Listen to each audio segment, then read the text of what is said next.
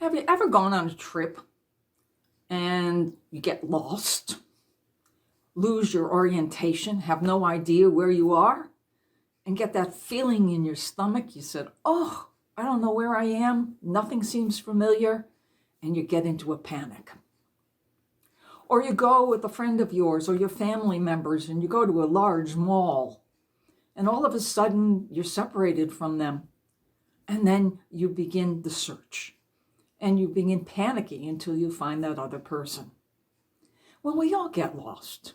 And there's a story in the gospel of Jesus, Mary, and Joseph experiencing this loss.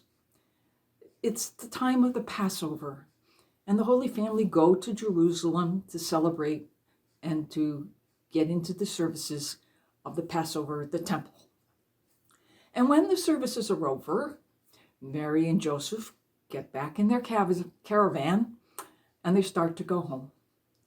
And thinking that Jesus was with their relatives, they didn't think much about it because they thought they were all together as one unit. And after a day goes by, Mary and Joseph look at each other and say, have you seen Jesus? No, I haven't seen Jesus. And so they go back into their relatives and they ask, have you seen Jesus? Is Jesus with you? And they say no. And after they've queried all their relatives, they come to the realization that Jesus is not in the caravan. What a panic. And so they turn around and they go back a day's journey. But it's not like going to a mall, which is relatively small compared to the size of Jerusalem.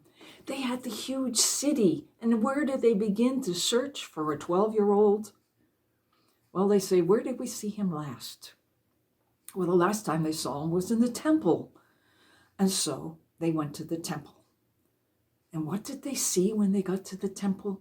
Oh, there's hundreds of people roaming around with animals used for sacrifice and everything. But there, right in the center of the temple, is Jesus, a 12-year-old boy. And he's the rapt center of attention of the highest of priests and holy men. And what's he doing? He's talking to them, and they're listening to him with total attention. Ah. And Mary and Joseph go up to Jesus, and Jesus, so glad to see him after he's been lost in their midst for 3 days. And Jesus says to them, what are you worried about? Didn't you know? I'm here in my Father's house, and I'm doing my Father's will. That's why I came.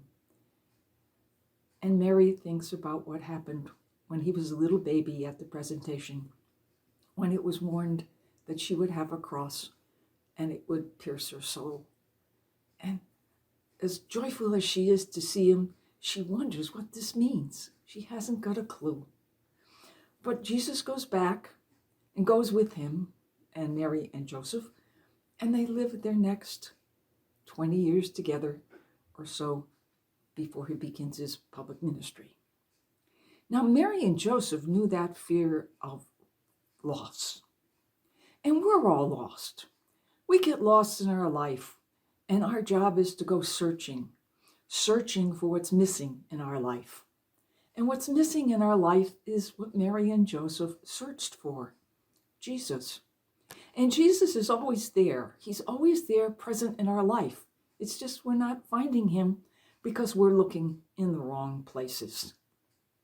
Yes, we need a GPS and we need a map, and we need to follow Jesus because he is our way and he is our life and he is our truth. And he's the only way that we're going to find happiness in heaven forever. And so we have to go by the landmarks that he sets in front of us. He gives us signs and symbols every day of his presence in our life. The question is, are we looking? Are we willing to hear what he has to say when he speaks to us? Because he does appear to us in the daily events of our life. He appears to us all the time, except we're not tuned in. And so, like Mary and Joseph, who spent their time searching for Jesus, the Son of God, shouldn't we be searching for Jesus in our life? And we will find him, but we have to go looking.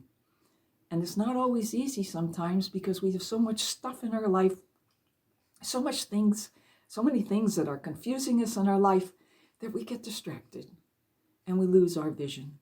And like being lost at the mall or in a place we've never seen and familiar things are no longer there, we lose our vision and our path to eternity. So follow the vision that Christ gives to us in his way, the way of truth and beauty and goodness, and know that you can never be lost. No matter how unfamiliar things are, he is leading you, that he is truly your way, your truth, and your life.